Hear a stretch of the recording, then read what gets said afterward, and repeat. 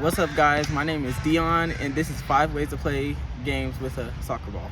All right, the first game will be pass. So the objective of pass is just to kick the ball between one person's feet to another person's feet with only each other. You can play with one or more people. It doesn't really matter.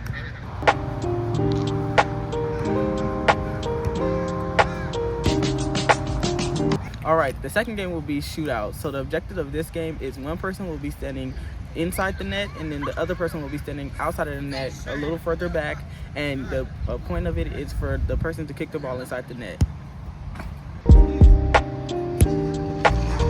All right, the next game will be red light, green light.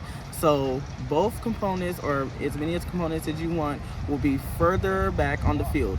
And then when I say red light, you'll come forward, and if I say red light, you'll stay, and if I say yellow light, you'll just be going slow. And whoever makes it to the goal fastest wins. Green light, red light,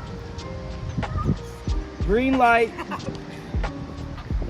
red light, green light.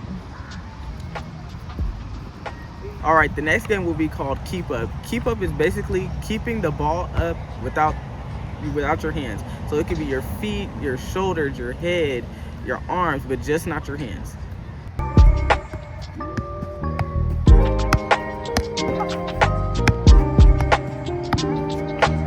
All right, the next game will be called rondos. It's basically monkey in the middle.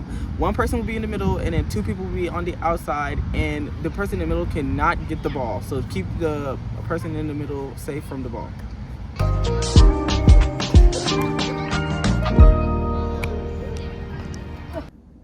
And that is 5 ways to play with a soccer ball. Thanks for watching.